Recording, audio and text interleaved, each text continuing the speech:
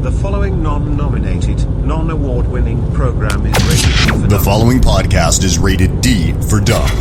You're listening to Dumbing It Down with Dave, the fastest podcast on earth. Listen to Dave commute to and from work on the New York State Thruway in his 2008 Kia Rio LX. He talks about pragmatism, truth, happiness, and the search for it all. Join Dave as he asks and tells you how life ought to be. And now, here's Dave.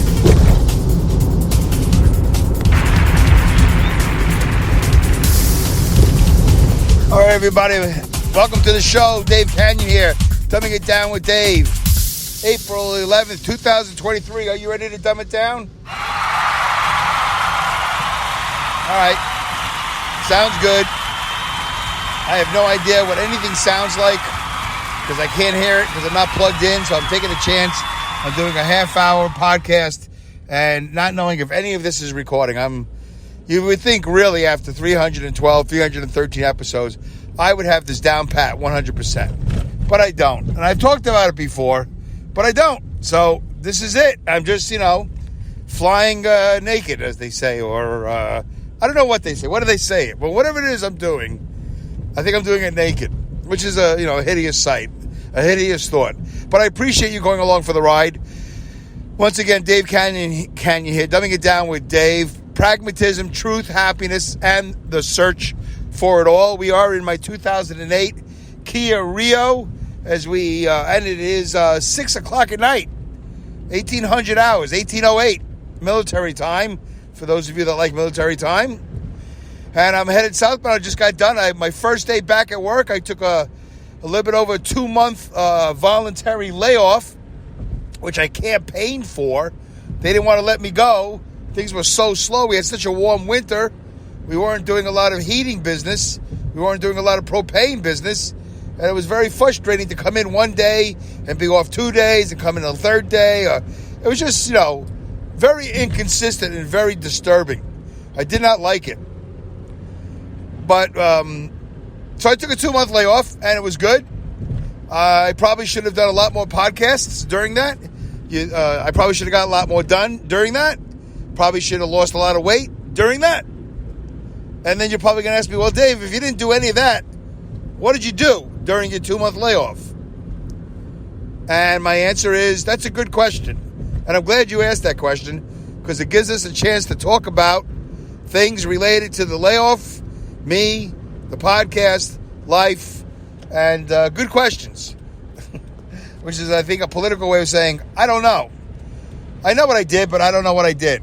I know what I wanted to do, and I don't think I really accomplished it. No, I did not accomplish it. I did not lose 40 or 50 pounds in 2 months, or whatever weight is reasonable. I did not exercise at all, really, or consistently at all. Very frustrating. Very frustrating. And then I share this with you, which may or may not make me feel better. Probably not. But if anybody's listening and thinking, why do I want to hear about this guy and his loser ways? Why do we want to hear about Dave's idiosyncrasies? Why do we want to hear him moan and groan about how life is blah, blah, blah, blah, blah? Well, you know what? You're free. You're free not to listen. But I do share as much as I can because I wonder if you relate. The show always comes back to human behavior. Do you relate to having dreams, further than what reality is, Everybody wants to, become a millionaire, or maybe not everybody, but, like I want to retire. I want to do this. I want to do that. I want to do this. But are my dreams beyond reality? And then you're going to listen to a lot of podcasts, right? These famous podcasters, these famous motivational speakers, and they go, you're going to talk yourself into depression. You're going to talk yourself, you're going to fail. You're going to do this. You can do that. And I say, you know what? They might be right.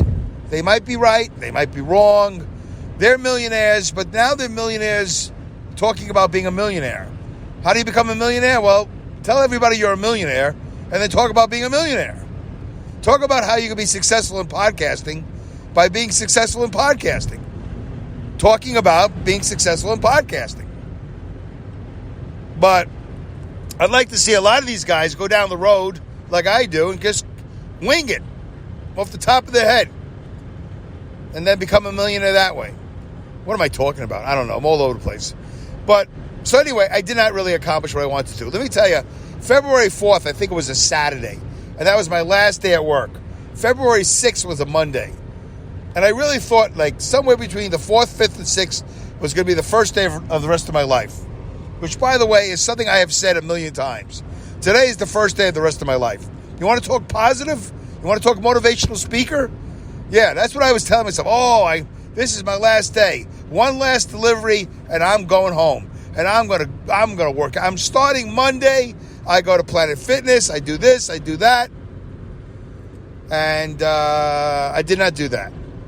All right, if I don't go to Planet Fitness and I don't do this and I don't do that, I'll do it at home. I got a treadmill in the garage. I've shown it on Dave's Fit Life. But you know what? I had family visit. Excuse time. I had family visit. I had some bad weather, believe it or not. Mostly good weather, but, we had some occasional storms. The big thing was that we're still dealing with my father's apartment. And that was an absolute energy suck. What's your energy suck? Did you have an energy suck? Somebody passed away? Yeah, that's an energy suck. What happens after somebody passes away? Family, real estate, all of that stuff. It's just energy suck. And I have come to learn for sure, without a doubt, 100%. And I try to fight it, and sometimes I think I do okay. I might be my hardest critic. But when I'm dealing with something, and I've talked about this on this podcast before. Which episodes? I don't know. Somewhere between 1 and 311. When I come up against an obstacle, I'll beat on that wall. I will, like a pit bull, I'll sink my teeth in. I'll do a lot of stuff. But I will run out of energy. And most days, during my layoff, a lot of days at 11 o'clock in the morning, I was done. Some days I made it to 1 in the afternoon. And then it was like sit on the chair and it's TV time. And then I might overeat a little bit or a lot of bit. So my 60-day review, February 4th till April, today's the 11th, so till April 10th. That's a lot. That's over 2 months. I could have went away. Could have went on a Camino. Could have walked in Spain. If I knew they were going to not bring me in for 2 months, I would have went to Spain. I shouldn't have gone to Spain, but I could have gone to Spain. I want to go. I want to go walk in Spain because it's different over there. Why? Because it's called the Camino. Look it up. Camino or Noe or whatever. The Caminos in Spain. Anyway, so this apartment of my father's drained me cleaning it last summer. This apartment is now draining me between the fall and the winter because we try to get it out of probate, which we finally did, mostly thanks to me, not to a lawyer that we didn't hire.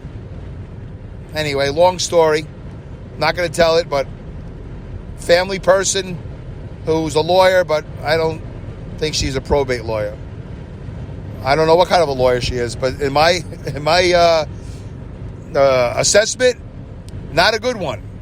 Dave, how can you say that? First of all, somebody was doing you a favor. No. Don't do me any favors. Because if you're going to do me a favor, make sure you can do it. But if you're going to do it, as they say, half-aced, then don't do it. Half-assed. Don't do it. And there were 2 specific moments where I had to find out something that nobody else was finding out. There were 3 of us involved in this probate. It doesn't matter who the third one is. You could just guess. It was my father who passed away. And there was this interesting agreement between the 2 other parties other than me that this probate process was going to take a year. By the way, not the show I wanted to talk about. I thought I was going to talk about a little bit more political. Somebody wrote me and said, "Are you kidding me with all this Biden and Trump stuff? You're not going to get out. You're not going to do a podcast and get political?" I'm like, not really. Maybe I'll tell you why. Maybe I'll have time. Maybe I won't. I've learned one thing. Don't make promises on this podcast that you're going to talk about it before the end of the show, because before you know it, it's 29 minutes and you got to get going. So, and I don't even know if this is all recording anyway. But there was this strange consensus, whatever, an agreement that somehow this whole thing was going to take a year no matter what. And why? COVID. COVID is like the great answer to all delays. Oh, COVID. Now, I will tell you this. I did go down to Brooklyn. I did go to the probate office, and there were 14 desks. There were 14 desks. I counted. I stood behind the glass. I counted because it was easier to count the people. I counted 3 people. And one of them was a woman sitting in the back. She had like a private glass enclosed, like she's the boss. She must have been the boss. She's the only one that had a glass enclosed space. Everybody was out in the open. Everybody that used to work there, when I got there, nobody was there. 3 people. And one of them wasn't even from that department. He said, "Oh, I'm not here. They just brought me in to help, but I'm not a probate guy." So anyway, I drove all the way down from upstate New York over 2 hours to go to Brooklyn to go up to the glass instead of email, instead of phone calls, which they weren't answering the phone because the phone rings all day. And guess what? There's 3 people. Maybe some days there's 2. There's 14 desks. So am I surprised that nobody was answering the phone? No. Am I angry? Nah. I'm curious. Where is everybody? Oh, COVID. No, I'm here. I'm here. I worked. I drove a truck. I delivered milk. I delivered oil. I was here. So anyway, city, is that New York City thing? I don't know. COVID. Gone. Can't people work from home? Can't they do probate from home? Why do I know people that were able to teach little children over Zoom during COVID, but the city can't keep their workers employed? Anyway, so if it wasn't for me, I don't think we'd be out of probate. And then there was another moment where I made a phone call because I was told to wait, 30, 40 days after my visit, where I fixed what was missing, or at least I helped the people that were supposed to be helping me fix what was broken with the probate, our probate. Anyway, I don't want to be cryptic. I just, I got to be careful what I say. I don't know why. Why do I got to be careful? Nobody listens to this. And so I waited 30 days. It's so frustrating when your life is passing you by like, when is this? Ladies and gentlemen, here's the deal. It wasn't a criminal investigation. There's no research that needs to be done. There's no knocking on doors like Law and Order. There's none of that. It's all black and white. There's me, and there's one other person, and there's an apartment. There's no contention. Nobody's fighting. Nobody's disagreeing. Nobody's looking for more power than the other. We just want to get it on the market and sell it. But unfortunately, my parents didn't listen to me, and they didn't leave it to us in the will. Big mistake. Big mistake. I only rallied for it for 20 years. Please, take care of your estate. Please, please. No. We don't listen to you, Dave. You're a dumb truck driver. You're our son, but you're a moron. And you're crazy. You worry too much, they would say. I'm like, wow. Okay, love you back. Bye. Anyway. So, I waited, and then finally I made a phone call, and this is what the guy tells me on the phone. This is amazing, because we've been in probate for a year. Maybe less, maybe 9 months. It seemed like a year. My father passed away in February of 22. We're now in February of 23. We don't have this resolved yet. And I was down there in November of 22. That's when I went down there the first time. And then I waited my 30, 40 days, whatever they told me to wait. Then I call. And the guy says to me on the phone like this. I go, "Hey, this is Dave Canyon. I'm checking in on my probate. Here's the case number." I hear him go clickety-click on the computer. He looks it up. He goes, "Yep, still no good." I go, "What do you mean still no good? Didn't they refile? Didn't the lawyer refile?" And I think he said yes, but it's still no good. It was. I don't remember if he said yes or no, but it's still no good. I think maybe she did. She had to have. Why did we wait 40 days? I'm assuming she refiled. Because I found the mistake. Because I went down to Brooklyn and I knocked on the glass. I went up to the 3rd floor of this building in Brooklyn. And I said, hi, my name is Dave Canyon. Here's my case number. What's up? They said, oh, yeah, this thing's no good. Here's 6 new pieces of paper. Fill it out, sign it, get it notarized, have your lawyer e-file it, call us, we'll get it right to the judge. Okay. 30, 40 days go by. I don't know why it takes 30, 40 days to write your name on a piece of paper. I did it right there. I was with somebody who happened to be a notary. So I sent this FedEx, I think on a Thursday or Friday. I expected the other people in my party to have it done by Monday, Tuesday. No, 30 days, 40 days waiting. It's ridiculous. COVID. No, it wasn't COVID. It was laziness. It was stupidity. Shame on everybody. And then, so I call. I said, hey, it's been 30, 40 days. I'm calling. Here's my case number. Clickety click. They say, yep, still no good. I said, I don't understand. How can it not be any good? Anyway, whatever conversation we had, I don't exactly remember. And of course, and I've said this a million times before, I wish I recorded everything. I wish I logged everything. Because if I showed you people, if I showed anybody what I've been through since my father passed away February of 21 or 22, you'd be amazed. You go, wow, that's crazy. Why would anybody want to go through that? Well, we did. I did. And so the guy says to me, after we go back, and I was very pleasant on the phone, believe it or not, because I know it's not his fault. It's not the guy's fault. He's a clerk. He's a high-paid clerk, I would think. New York City clerk. He's not an official guy. He's just a clerk. He's the one guy that stayed behind when everybody went home for COVID. He's like a hero. He's one of those heroes. And the guy says to me, out of the blue, I thought he was going to say, well, sir, you got to talk to your lawyer. Have a good day. I got to go. Phone's ringing. I got people at the window. Remember when you came down, Dave? I got people at the window. Hey, Dave, remember when you called me on the phone and I answered it? I got people calling. There's 14 desks. We're down to 2 people. The guy that was the third that was in this department didn't come today. He's back at DMV or whatever other department he came from. I thought the guy was going to say goodbye. No, he says to me, and this is where it gets really interesting. Just when you thought you've heard it all. Just when you thought you've seen it all, heard it all, and you got no hope. This is dead. This probate case is going to go on for a year and a half because you've got dummies in your life that don't know how to deal. They don't know how. They're not New Yorkers. They just don't have no resources. They have no perseverance, no intestinal fortitude. I hate saying that word because I always think I'm saying it wrong. Is it intestinal? Like your intestines? Or is it intestinal? I don't even know. Whatever word it is. Fortitude. I have fortitude. Dave, what's the definition of fortitude? No clue. You know how to spell it? Not really. Okay.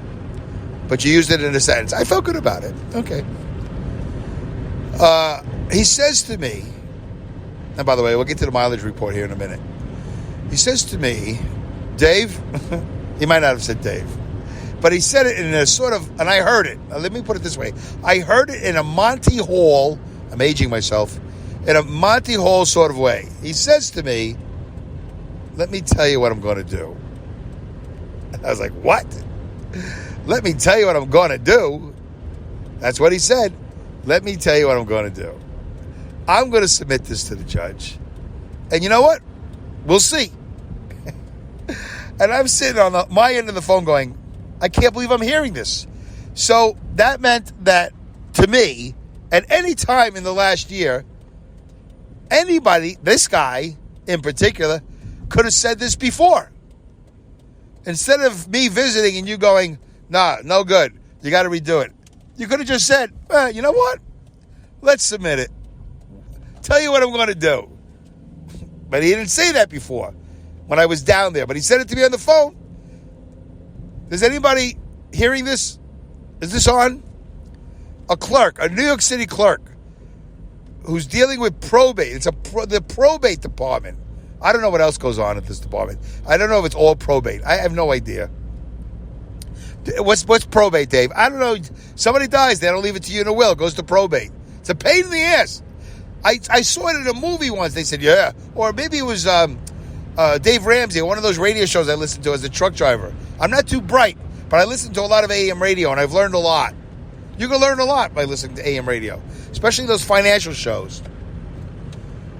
And even if you don't learn a lot, here's what you do learn. You might not learn what to do, but you'll learn what not to do. That's pretty good. If I could take a test of what not to say, of what not to do, of how not to answer, I'd be a genius. But if I take a test and you gotta, even if it's multiple choice, well, maybe multiple choice I'll do okay. So Dave, here's a 100-question test. It tells what you're supposed to do. Well, I don't really know. But I know what not to do. And I know you don't not make a will. You don't not include your children so their lives are easy when you die. You don't die, they make their life more complicated. So the guy says to me, Monty Hall, says to me, I'll tell you what I'm going to do. I'm going to submit it to the judge. I said, really?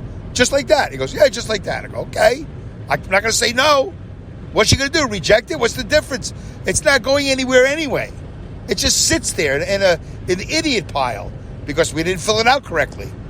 And they can't call everybody. Apparently, they can't respond to everybody that doesn't fill out the paperwork correctly. Which, by the way, all I had to do was sign it and get it notarized. Twice. Maybe 3 times. Twice. No, it was 3 times. It was. Because the first time they sent it back, they go, what is this? Your lawyer just made up paperwork? You don't just make up paperwork. We have official documents. So, we refiled. Then that didn't go right. I went down to Brooklyn. I got more paperwork. They said, do it again. So we did it again. I waited 30, 40 days. And I didn't hear from anybody, so I called up. And the guy said, tell you what, let's make a deal. I'll tell you what I'm going to do.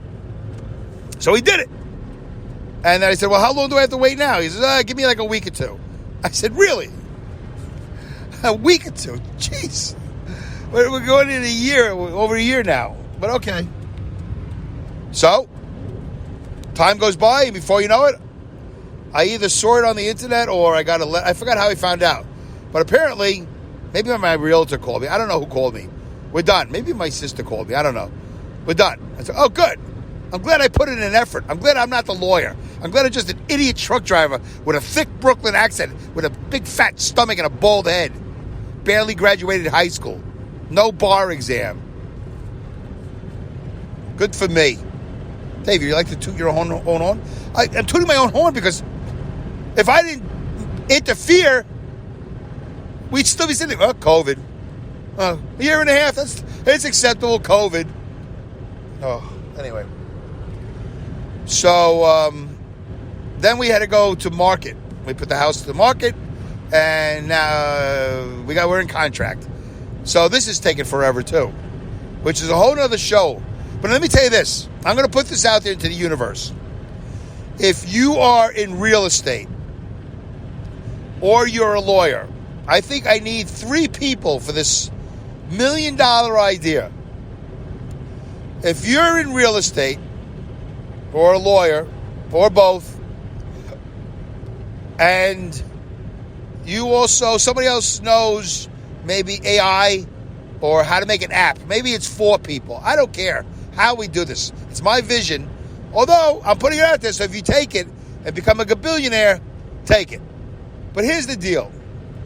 I believe that there's a way, especially nowadays with technology, the way we have it, with AI, apps, and the internet and all that. Closing on a house, should not take 30 to 45 days. The deed, the title, the this, the that, the other thing, the signatures, the babakadoo. No. It should not take 30 to 45 days. I'm telling you folks, want to be a millionaire? Get a lawyer. Get a real estate agent. They got to be entrepreneurs. Get somebody who knows code, an app, somebody who makes apps. Get somebody who's familiar with AI. And you will create an app called Closer. The app will be called Closer or Closed or something having to do with closing.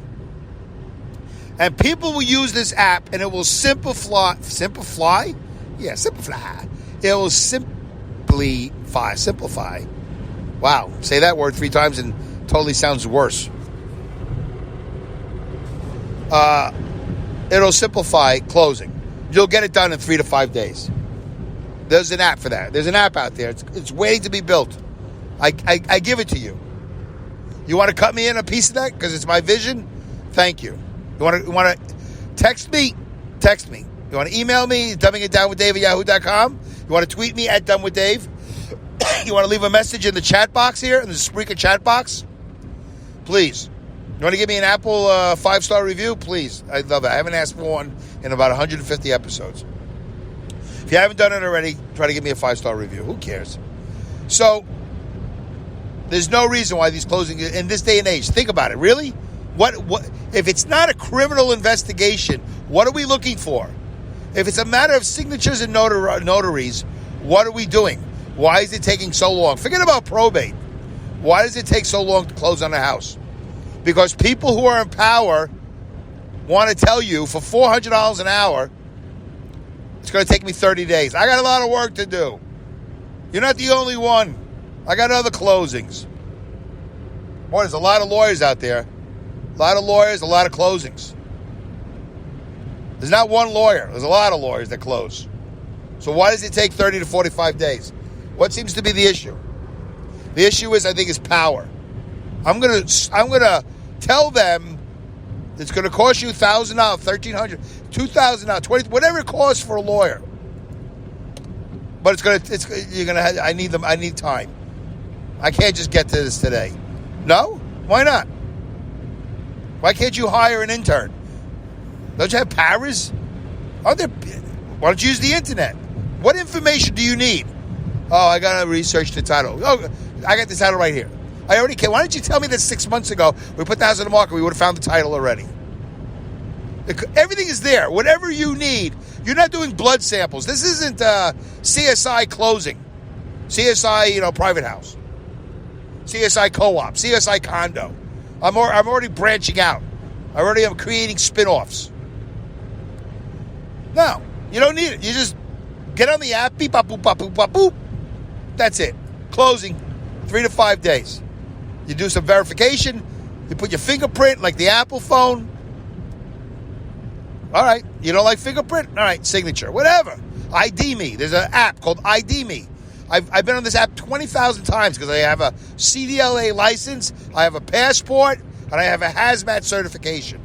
I've been so ID'd by the federal government. It's amazing I don't get phone calls every morning and get a briefing.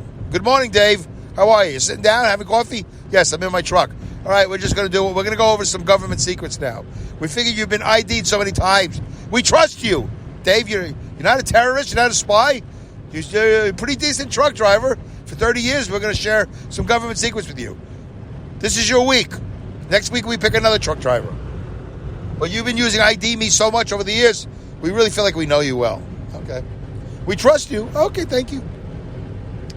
Anyway, mileage report in the 2008 Kia Rio LX is 317,326 miles. Wow. That's a lot of miles for a 2008 Kia. Let me remind you, folks, in case you've forgotten, this Kia is 15 years old. 15. It recently was saved from hospice. This thing was on its last legs. And then my mechanic found a solution, I think. Anyway, I got a check engine light, but I didn't have one for about 400 or 500 miles. And then it showed up one day. Anyway, I hope you enjoyed this podcast. I hope you can hear it. I'm going to listen to it right now. I hope it sounds good. I really appreciate you guys being patient with me as I try to get my podcast legs out from under me or whatever. I have not been regular. I don't know what to tell you. Anyway, the following episode, or the previous episode, is .001. production. Thank you for tuning in. Episode, whatever this is. Bye. Take care. Call me.